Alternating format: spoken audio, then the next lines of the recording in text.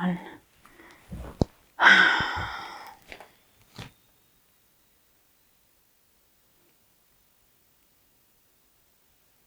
want to quit. Don't think I want to do this anymore. I think I'm done.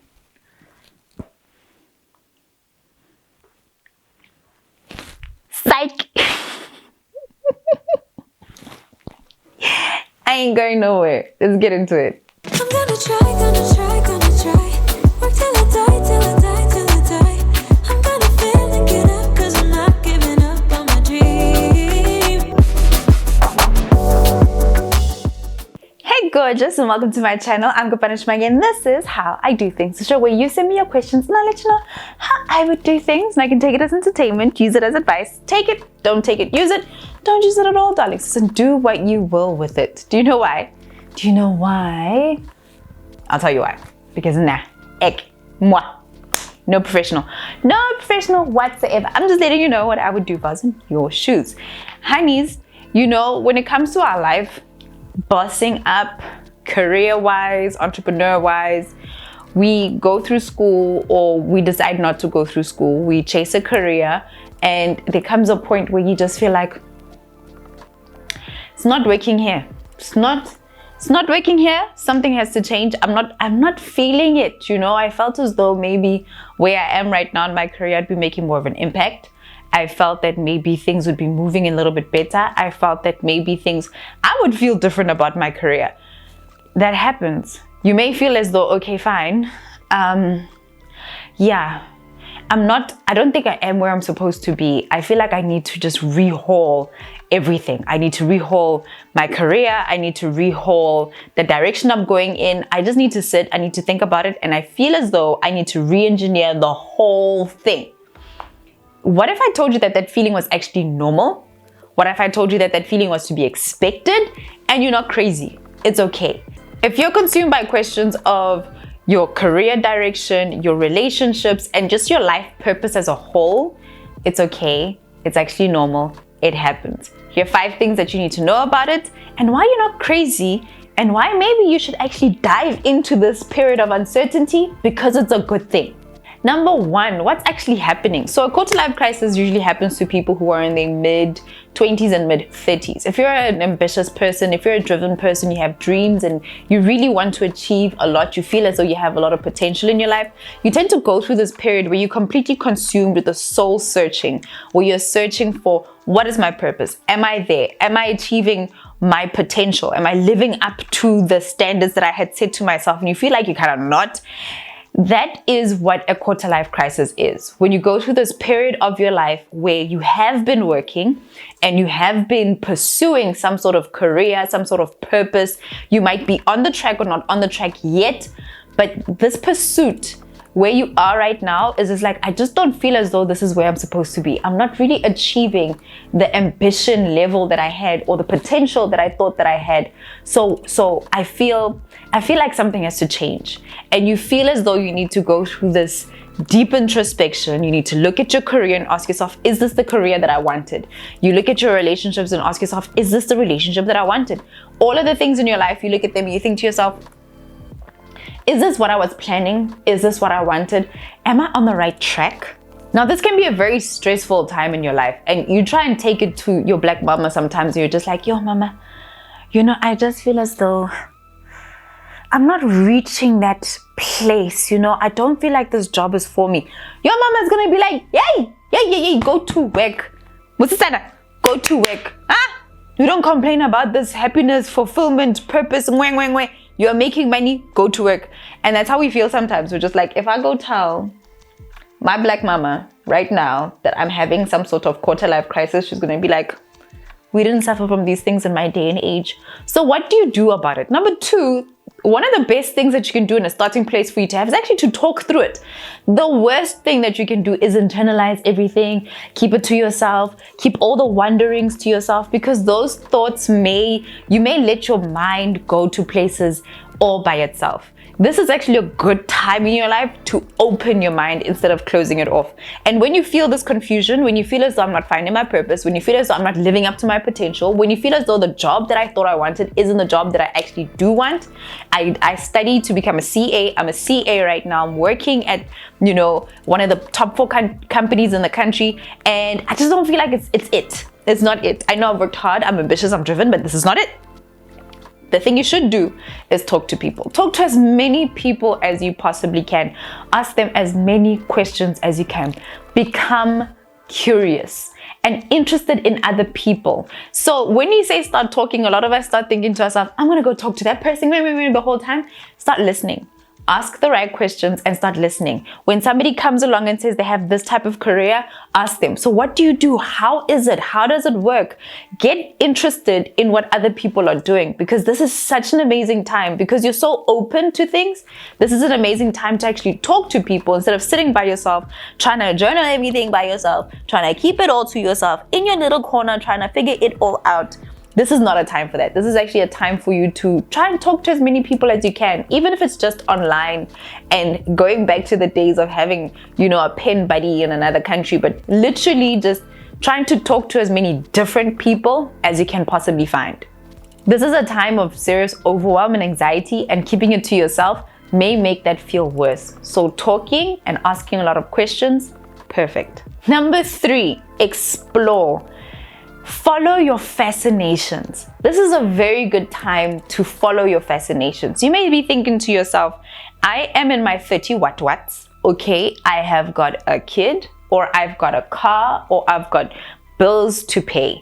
Following my fascination isn't something that I consider to be a profitable endeavor for me to do. Look, I'm going to get into it in a second, but while you are in this quarter life crisis, trying to figure out what is your purpose, maybe being unfulfilled at the job that you are at, explore your fascinations.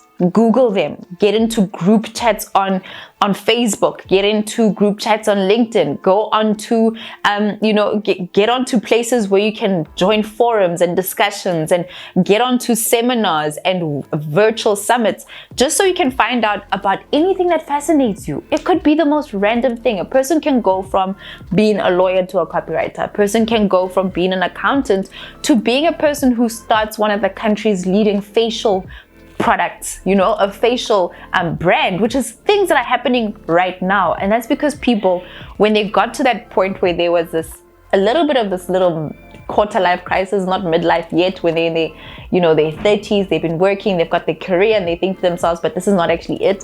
They end up finding something that is in their purpose, but that's because they decided to follow their fascinations. Read up on it, find out as much as you possibly can, and don't be shy to even invest a little bit in it. If it's photography, even if it's a completely different career, or maybe you could take your same skills and work in a different industry, but you're not going to find out if you don't do any exploring.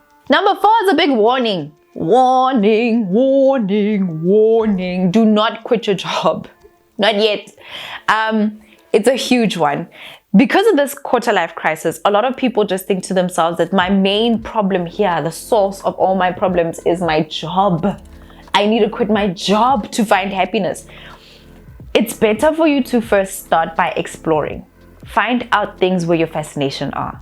But in quitting your job, you lose a very stable income that you may have if you are fortunate enough to have a full-time 9-to-5.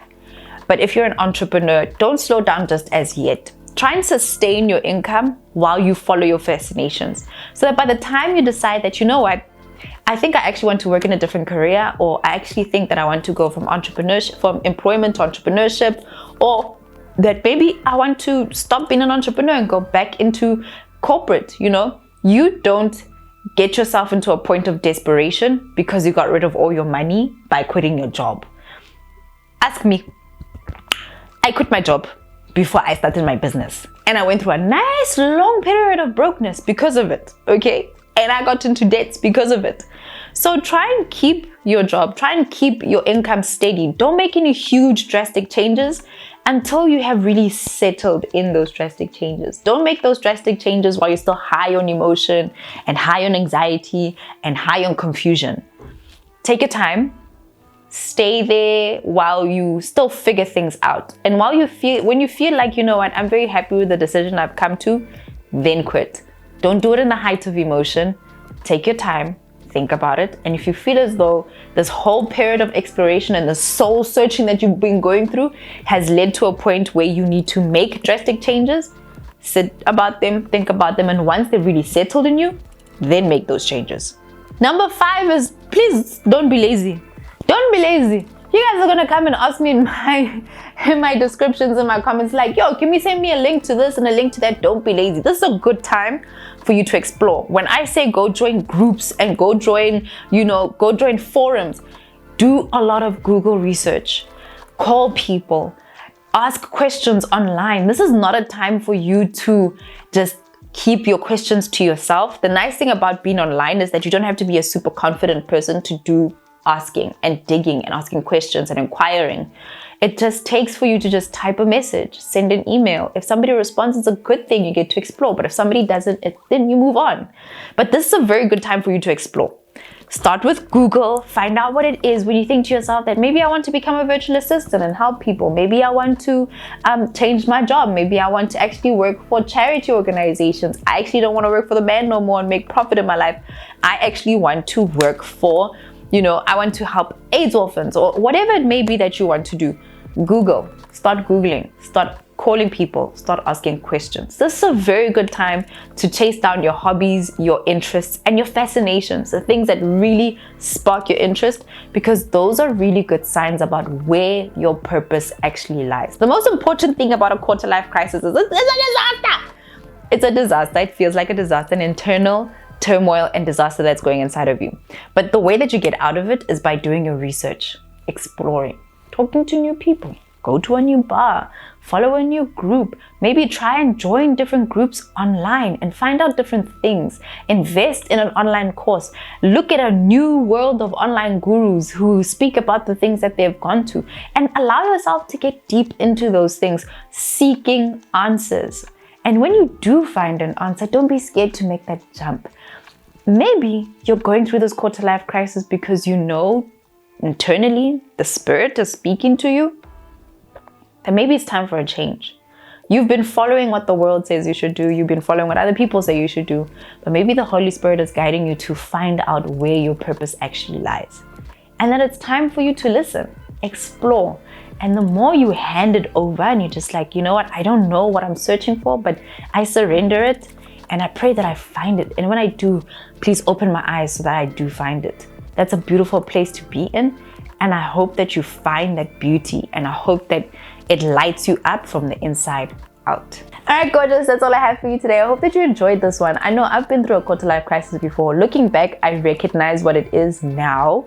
And you could literally go through it in like 35 years old. All of a sudden, you're just like, but what is my purpose?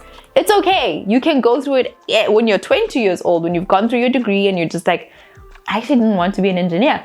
It's okay. There are people who are completely re-engineering their lives from one career to a next, following their purpose and following their bliss. And if that's something that you want to do, maybe these tips can help you. Share this with a friend, because that's the rule of this community right here, is you share. So share this with a friend who needs to hear it. And until next time, gorgeous, I'm Kopano Shimange, and this is how I do things.